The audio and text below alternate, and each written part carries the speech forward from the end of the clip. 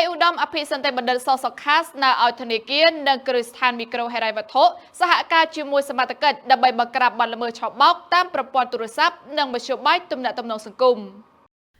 នៅក្នុងពិធីបិទសិក្ខាសាលាពិគ្រោះយោបល់ថ្នាក់ជាតិទៅលើសេចក្តីព្រាងផែនការយុទ្ធសាស្ត្រជាតិស្តីពីអត្តសញ្ញាណកម្មដំណាក់កាលទី2ឆ្នាំ2026ដល់ឆ្នាំ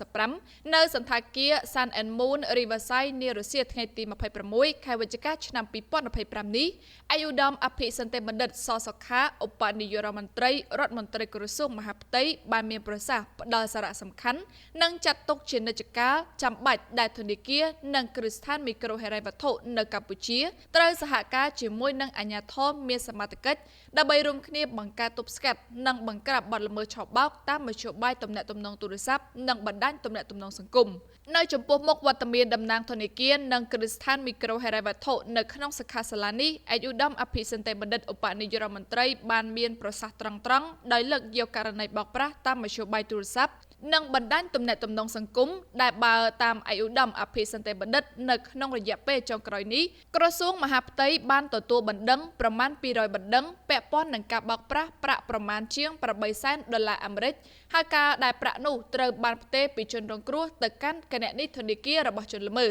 ឯកឧត្តមបានមានប្រសាសន៍ទៀតថារូបភាពនៃការបន្លំបោកប្រាស់ទាំងនោះដូចជាការបន្លំខ្លួនធ្វើជាមន្ត្រីធនាគារឬគ្រឹះស្ថានមីក្រូហិរញ្ញវត្ថុដោយជនខិលខូចបានទំនាក់ទំនងទូរស័ព្ទទៅនឹងជនរងគ្រោះដោយបានបន្លំថាតាក់ទងដើម្បីផ្ដល់រង្វាន់សំណាងប៉ុន្តែបានតម្រូវឲ្យជនរងគ្រោះបង់ប្រាក់ជាមុនករណីខ្លះទៀតជនខិលខូចបានបន្លំបោកប្រាស់តាមរយៈការទិញលក់ទំនិញបញ្ចុះតម្លៃដោយតម្រូវឲ្យអតិថិជនជាជនរងគ្រោះផ្ញើប្រាក់ទៅឲ្យខ្លួនជាមុនប៉ុន្តែទីបំផុតបានទទួលប្រាក់ហើយក៏បានបិទផ្ដាច់ទំនាក់ទំនងខណៈករណីខ្លះជនល្មើសបានបន្លំលួចចូលគណនីធនាគាររបស់ជនរងគ្រោះដើម្បីធ្វើសកម្មភាពដកឬបង្វែរបញ្ជូនសាច់ប្រាក់ជាដើមឯកឧត្តមអភិសន្តិបណ្ឌិតឧបនាយករដ្ឋមន្ត្រីបានគូសបញ្ជាក់ថាដើម្បីដោះស្រាយបញ្ហានេះគឺផ្ដើមចេញពីក្រសួងមហាផ្ទៃដែលឯកឧត្តមបានណែនាំឲ្យអង្គភាពជំនាញរៀបចំយន្តការក្រុមការងារសហការស្រាវជ្រាវបង្ក្រាបបទល្មើសបោកប្រាស់ដោយបញ្ជាក់ខាងលើនេះតាមរយៈយន្តការនេះឯកឧត្តមបានអះអាងថាមន្ត្រីជំនាញប្រចាំការនឹងធ្វើការងារនេះ